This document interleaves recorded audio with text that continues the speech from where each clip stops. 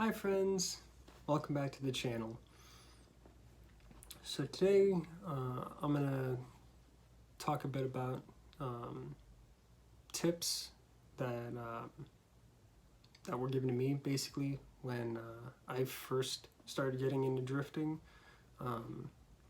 and things that I've come across, things that I've researched, and yeah, stuff like that. I know in the last video I mentioned that I watered my tires a lot to keep them, to basically extend the life. That is definitely something that you're going to want to think about and be mindful of, whether you're drifting at like a full-blown event or just at in Mexico, as it were. And I've heard of people even rerouting their windshield wiper hoses down to the back wheels through like the body of the car. And while I haven't done that, it is something that I am contemplating. But what I've done and what's worked for me so far is just having like buying gallon jugs of water at Walmart for like 87 cents, I think it is. It's like basically under $1 for a gallon of water. Don't need anything special, just like the cheapest water you can find. Hell, even like if your family's into drinking milk at all or like soda, just wait until one of those bottles of milk or soda is empty and just refill those. Just save them. That'll save you even more money. So, you know, any money saved goes to tires. But so it basically the whole idea is just to keep your tires cool, because basically the hotter your tires are, the more that they crumble apart when drifting, and the faster your tires wear out. So just try to avoid hot lapping when you can, or if you're able to. I know sometimes we all get excited and we just want to keep drifting, want to like keep going back to back to back. Totally get it, but just when you can, try not to hot lap your car too much, and not only for saving tires, but you know, keeping your car cool, because the last thing you need to be thinking about is your car breaking down when you're trying to get seat time. But the other thing I believe I mentioned is that I am running, the tires that I'm running right now on my FRS are Lionheart 501s. So far it's probably my favorite tire for the rear. I have literally no problems. They're more or less in abundance in my size, which granted my tire size is a bit odd for FRSs, and kind of odd I feel in general, because I don't really see anybody except FRSs on 16s that run this tire size. But it's 205 50 16, and you're probably thinking, wait a minute, Matt, FRSs are normally 17 inches. That's right, they are. I decided to step down to 16 just because I like the old school look, like KE70 Corollas, and of course the old 8.6 8.6s. Oof. But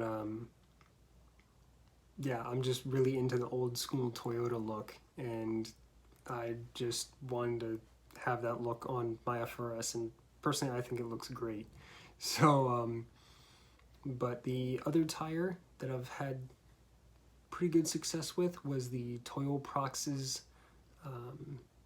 4 Plus. And the only reason I don't use them is because they are very expensive. I mean, very expensive for a 16-inch wheel, 16-inch tire. I believe when I bought them at the time, a couple of years ago, I think it was like $110 a tire, which is not okay for a 16-inch tire. Like, you should not be paying that much. I feel like maybe for like 18-inch tires you can pay a little bit more. Like, that's a little more understandable, like closer to like $80 to $100 a tire. That makes sense more. But for smaller tires, that is insane. But they were great tires aside from that. I mean, basically same quality, I feel, as the Lionheart 501s. Just too expensive. The other tire that I've ran is the Nankang NS20.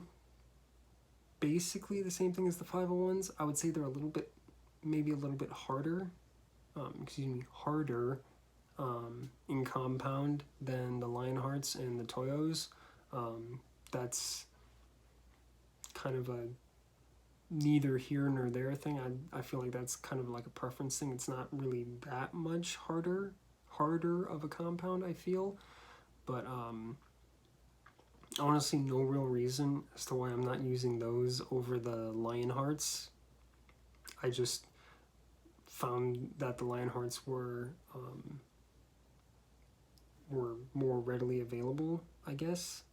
I actually haven't looked at the price of the NS20s in a while, so it could be that they're getting a little bit more popular and that the price has gone up. Whereas these Lionhearts are like $60 at Andy's Tires down in Pomona. Shout out to him, super cool guy. Really like going to see him, and he's like super big into drifting. Supports quite a few drifters basically here in California. But if you're not in California, you can also get the Lionhearts on simpletire.com. I believe last time I bought them there, they were like about $58 a tire, in my size, with free shipping, and they are usually pretty fast with their shipping. Like, I would honestly not bother paying for shipping unless if for some reason the tires you're buying don't come with free shipping, because their free shipping is fast, like Amazon Prime levels of fast. But other tires that I've used that I'm not really gonna recommend for low powered cars would be ATR Sport 2s and Federal SS 595s. Both of those tires have too much grip to be able to be used effectively in the rear. Great tires. Like, I've seen many other drifters use them in the rear, but for FRSs or stock FRSs like me and other low powered cars, do not use them in the rear. Way too much grip. That isn't to say that they're not good tires to be used in the front, because for front tires I'm actually using the Federal SS 595s, and the ones that I've had on the front right now I've had them over a year, I'd say. I believe I've had them on the front of my car for over a year, and that's driving cross country from Illinois to California, because I used to live in Illinois, and both doing that and doing now 2 drift events multiple like little street sessions here and there. Great tires for being used in the front.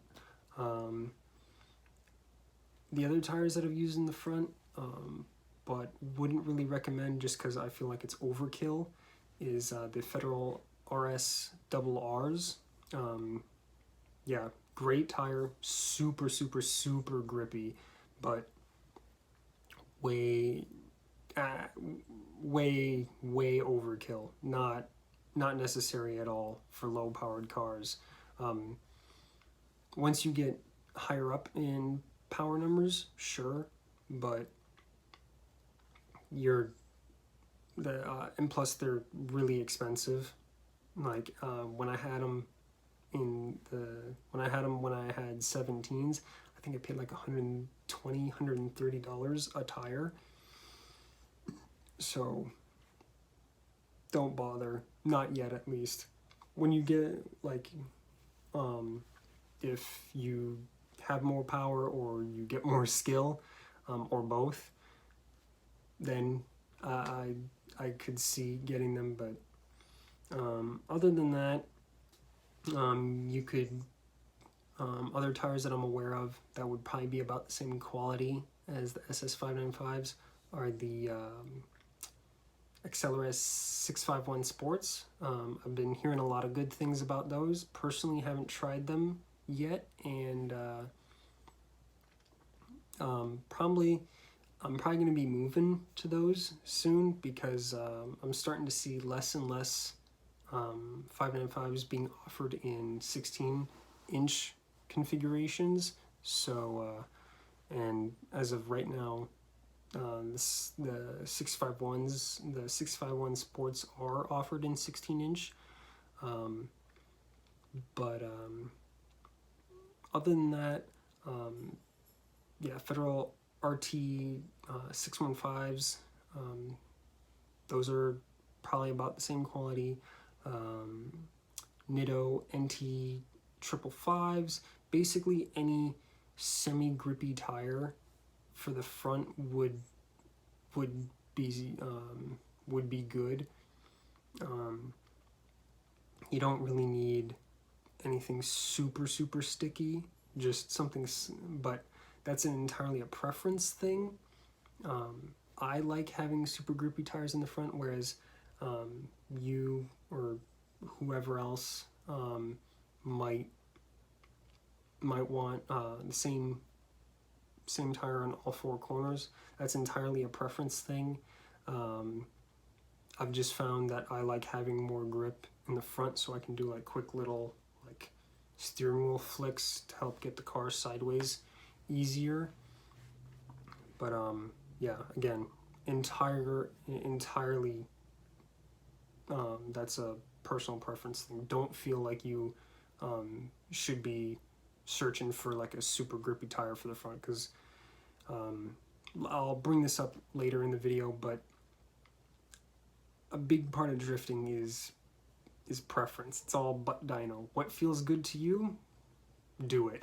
But anyway, moving on.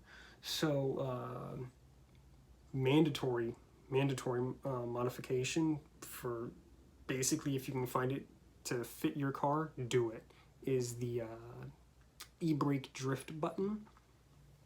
And they come in like a bunch of different colors, bunch of different people make them.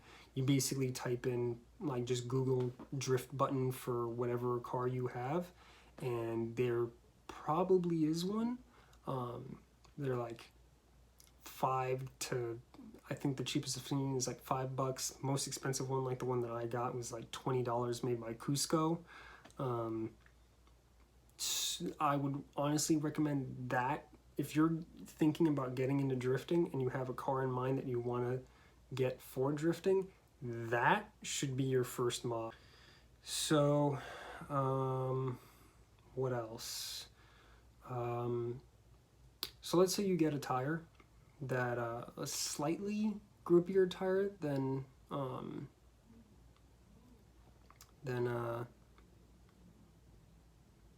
what I have. So like I can't honestly think of one right now, but let's say that like you feel like your car has too much grip, like it's a little too hard to get sideways, there, but you don't want to spend the money on like a whole new set of tires. What you can do is change the air pressure in your rear tires. So right now, sorry about that. I'm doing this with an iPhone and it autofocused real bad there. Sorry about that.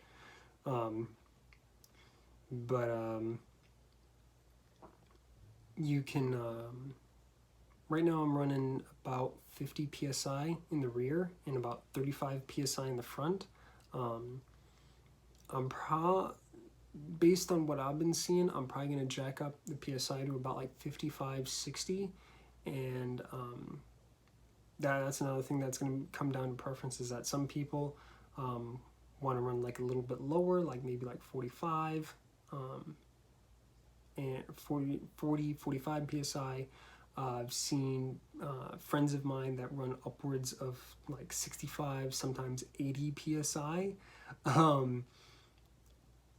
I would be careful running anything over like 65, 70 personally.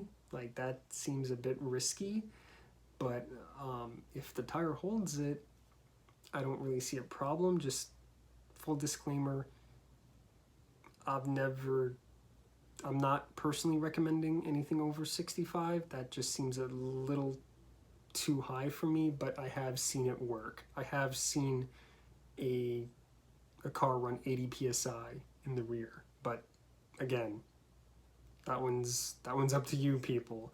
So the other thing you can do to kind of dial in grip or to get less grip is alignment settings. The more, I know I'm going to say this and it's going to be, some people are going to get a little triggered by it, but depending on who you are, what your preferences are in drifting and in the car community, but camber. Taking away the slanty wheels, sorry about that, the slanty wheels thing and hella flush and all that, and like the hot boy look. You can use camber in small increments to gain or reduce grip. I wouldn't say really anything over like 5 degrees in the rear, because I know there's a couple of FRS guys that I've seen on 16s that are running like about 4.5, 5 degrees of camber in the rear.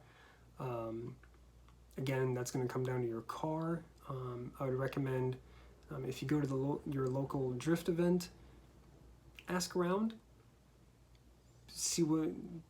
find a car that you think is doing well and ask them what their alignment settings are, because most of us are pretty friendly. I know if you see me out in the street, go ahead and come up and ask any question you want.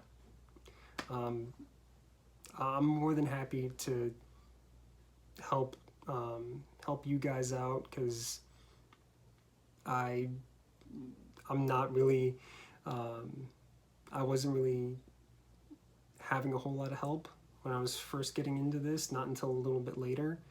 But yeah, I do apologize. This is a bit of a longer video, and if you did stick around for this whole 21 minutes now, great, thank you. I really appreciate it. This is my first video that's been this long, and if you stuck around, it really means a lot to me. Like, that being said, I hope you guys, I hope to see you guys in the next video, and have fun, be safe, and see you next time, friends. Bye.